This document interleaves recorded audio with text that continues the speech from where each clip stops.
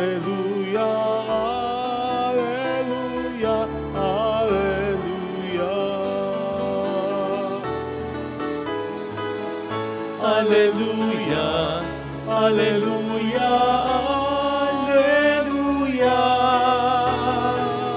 alleluia, alleluia, alleluia, alleluia.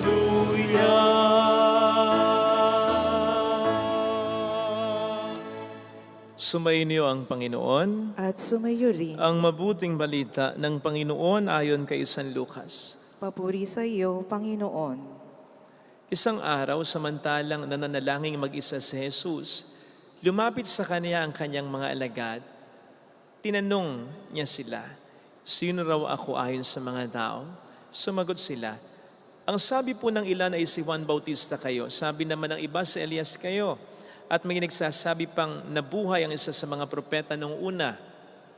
Kayo naman, anong sabi ninyo?"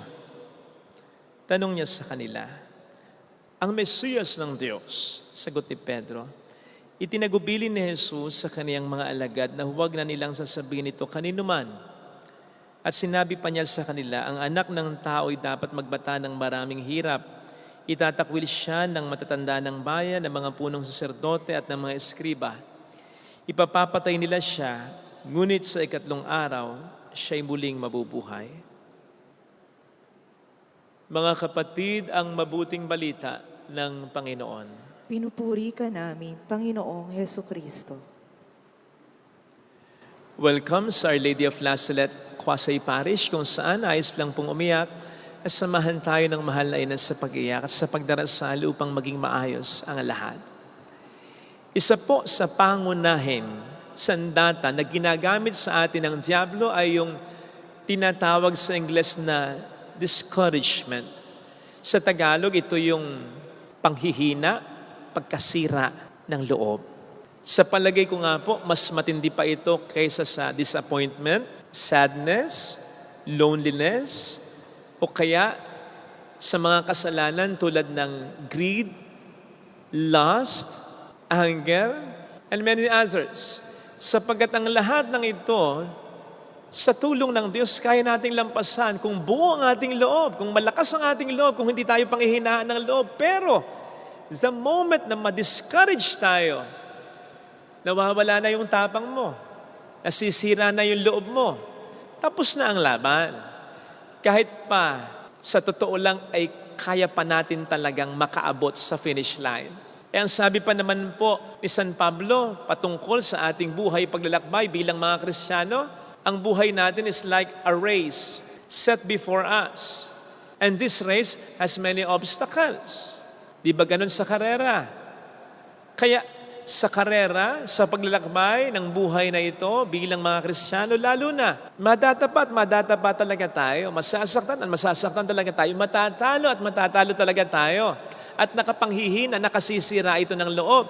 And so when these things happen, kailangan natin ng encouragement. Of course, from people around us na magsasabi sa atin, suportado ka namin, nandito lang kami para sa iyo, tutulungan ka namin. But these will never be enough because our true encouragement will only come from God. Siya lang ang makapagbibigay talaga ng lakas ng loob sa atin. Sinasabi ko po ito sa pagkatampok sa ating unang pagbasa, ang discouragement na naramdaman ng mga Israelita. From exile, mula sa pagkakatapon, dahil tinapon sila ng mga sumakop sa kanila, mga sumakop sa kanilang sumira din ng templo nila, bumalik na sila ng Jerusalem. At ang isa sa pinakauna nilang ginawa ay ang buuin muli ang templo. Templong sinira nga ng mga sumakop at nagtapon sa kanila sa iba't ibang mga bayan. Dahil napakahalaga ng templo sa kanila. Higit pa ito sa buhay nila. That is why, bago ang gawin ng kung ano-ano, kanya-kanya, nagkaisa muna sila. Buuin ang templo nila. Kaya lang, mga ilang buwan lang, nasiraan na sila ng loob. Bakit? Sapagkat may mga thunders, may mga matatanda na nagsabi, ito yung mga matatanda, I suppose, na nakita yung dating templo na giniba ng mga sumakop sa kanila. Ang sinasabi ng mga matanda, ay nako, wala na. Yung dating templo ay hindi na maibabalik pa. Yung dating maganda, yung maraming palamuti, yung dating grandioso, yung dating dakilang templo, hindi nyo na maibabalik. Ano man ang gawin ninyo. At dito, binibigyan po tayo ng pangunahing dahilan ng discouragement na madalas nating naranasan. At ito yung paniniwala, yung pag-iisip na yung mga tao, yung mga bagay, yung mga pangyayari, yung mga relasyon na meron tayo noon, na nawala na, nasira na, naksaya na, lumipas na, ay hindi na matutumbasan ng mga biyaya ngayon. When we put so much importance on the past, and then we downgrade the present, yun, certainly, we will be discouraged. Halimbawa, kapag lagi mong iniisip, yung mga tao na dati kasama mo pero hindi mo nakasama, yung mga bagay na dati nagagawa mo pero hindi mo na magawa, yung mga naranasan mo dati na ngayon hindi mo na maranasan, yung lagi kang lumilingon sa nakaraan, yung lagi kang nakapako sa kahapon na hindi mo na ma-appreciate yung ngayon, yung lagi kang nakafocus sa pag-ibig na nag-fail, sa karir na nalaos na, sa lakas na humina na, sa pamilya dating buo pero nasira na o nagkanya-kanya na, sa kalusugan na nagdi-deteriorate na. Yung bang hinahabol mo yung kahapon, yung nakaraan, manghihina nga loob mo. Sapagkat para bang mawawalan ka na ng dahilan to be excited for the present, for the future, para magpatuloy sa buhay mo. At ito ang sinusolusyonan ngayon ng ating Panginoon para sa atin at para sa mga tagasunod niya noon. Ano sinabi niya sa ating unang pagbasa sa mga Israelita? Lakasan ninyo ang loob ninyo. Maging matapang kayo. Bakit? Kasi I am with you. Kasama niyo ako. Nasabi natin kanina na kahit sinasabi sa atin ng mga taong tunay na nagmamalasakit sa atin, kasama mo ako kapatid, suportado kita, tutulungan kita. Still, that is not enough. Kasi they can only do much. Hanggang kailan at hanggang saan nila tayo pwedeng samahan at tulungan. Diba? May hangganan. Kaya nga kumakanta ngayon yung mga sangkot sa anomalyang mga flood control projects na yan Sapagkat yung mga matataas na tao na inaasahan nila noon, hindi nila maasahan ngayon, kaya laglagan na. And this can also be applied, sabi ko nga, sa mga taong malapit sa atin. Kahit pa sabihin ng taong malapit sa atin, asamahan kita hanggang hukay, drawing lang yun. Di totoo yun. May hangganan ang pagsama nila sa atin at pagtulong. But God's presence and His power for us have no limits. Kaya nga, sa ating unang pagbasa ay ni-remind din niya ang mga Israelita, o di ba ako ang nagligtas sa inyo sa Egypt? Noon pa man kasama niyo na ako, hindi ko kayo iniwan. Na para bang sinasabi rin niya sa kanila, si Abraham wala na pero nandito pa rin ako. Si Moises wala na pero nandito pa rin ako. Yung mga pinadala kong tao para tulungan kayo, wala na. Pero nandito pa rin ako. Sapagkat hindi ako nakabatay, nakadepende sa tao sa bagay sitwasyon. Ako ang Alpha at ang Omega. At kapag kasama ninyo ako, laging yun ang better situation.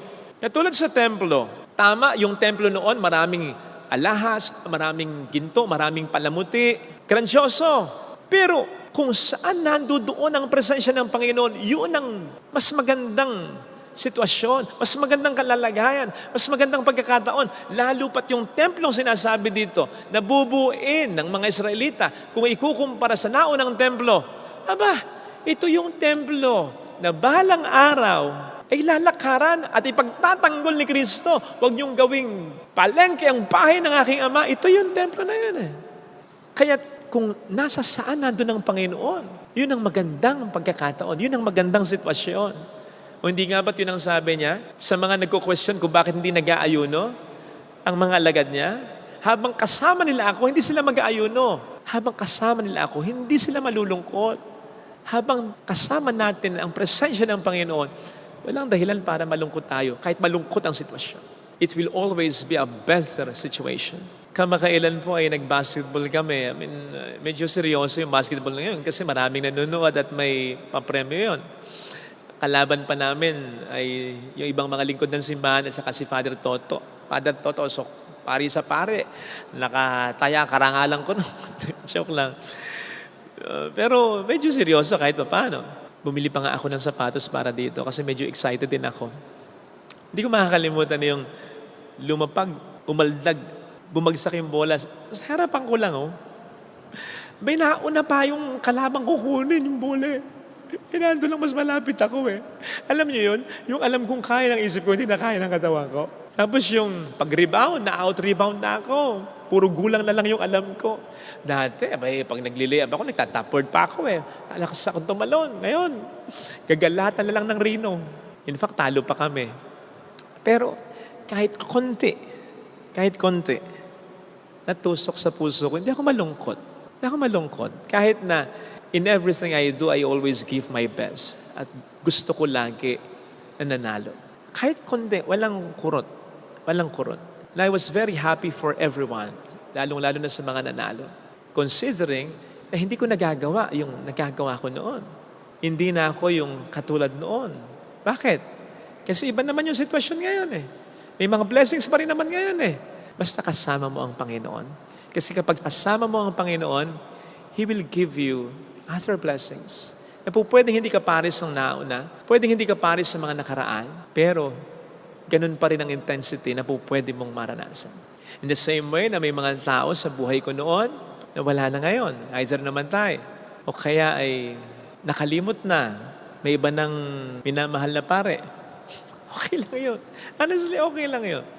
Kahit konti, walang prick sa puso. Kasi kapag kasama mo ang Panginoon, seek ye first the kingdom and everything will be given you. Kasama na rin yung ibang mga blessings sa alam niyang kinakailangan mo. Na hindi man katulad kaparis ng dati ay makapagpapasay din sa iyo. Ganun din ang level ng kaligayahan o higit pa sa iyong mga naranasan. Hindi ko po sinasabing mas masaya ako ngayon kaysa noon o mas masaya noon kaysa ngayon. No. Ang sinasabi po natin dito, noon o ngayon, pareho lang.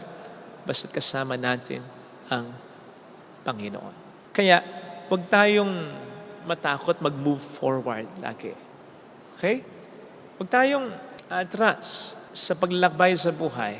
Kung titingnan po natin ang istorya ng mga Israelita na sinagip ng Panginoon mula sa pagkakalipin sa Egypto, puro pasulong yon ang utos sa kanila ng Panginoon. Puro pasulong.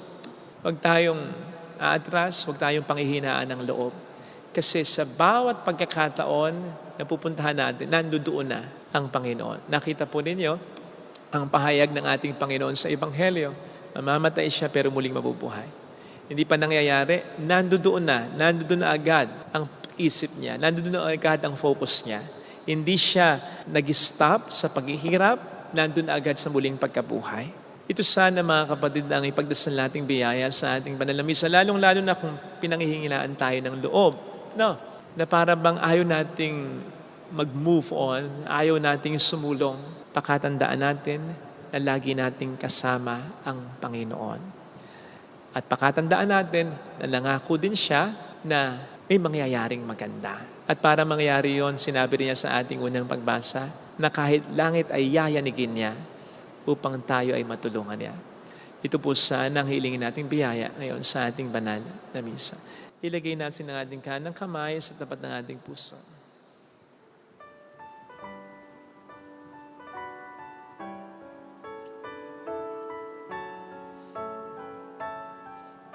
Awitin natin, alam kong may magagawa ang Diyos.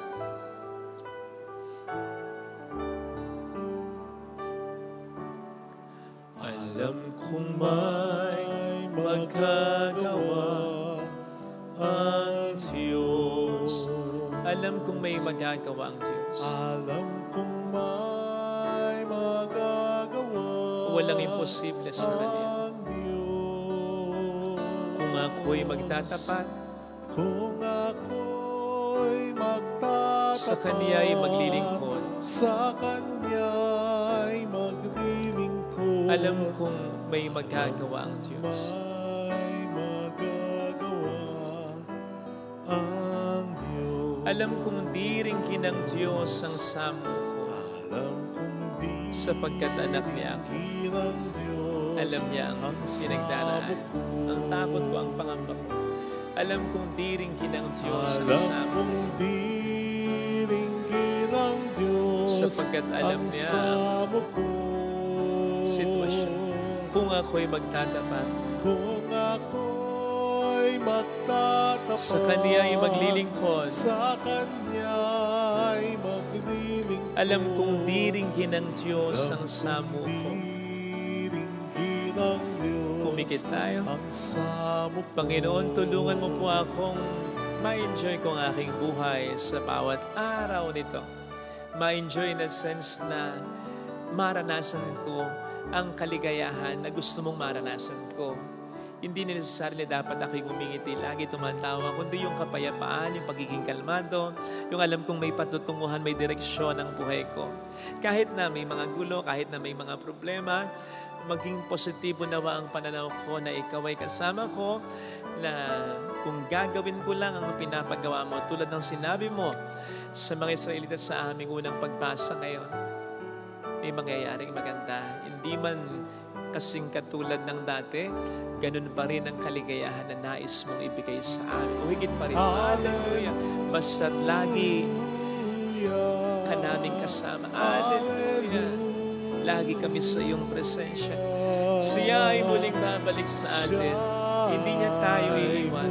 Hindi niya tayo pababayaan. Paniwalaan natin. Hallelujah. Purihin ang Diyos. Hallelujah. Sa takdang panahon, babalik ang Panginoon. Upang tayo ay kunin tapat siya sa kaniyang mga pangako sa atin. Sabihin mo sa sarili mo, mayroong magandang mangyayari sa iyo. Higit pa sa inaasahan mo sapagkat mahal ka ng Diyos, pakatandaan. Hindi yan ang babago. Kung lalapit ka kay Jesus, lagi natin siyang kasama. Kinakailangan lamang nating paniwalaan at hanapin din, hangarin din, kauhawin, maging magutom tayo sa kanyang presensya. Higit pa sa mga biyayang hinihiling natin, ang presensya niya ang hilingin natin. Magsisi tayo sa kasalanan natin. Patibayin natin ang pananampalataya natin. Papuri sa Ama at sa Anak sa Espiritu Santo. Kapara ng saunang una, ngayon magpakailanman at magpasawalang hanggan. Amen.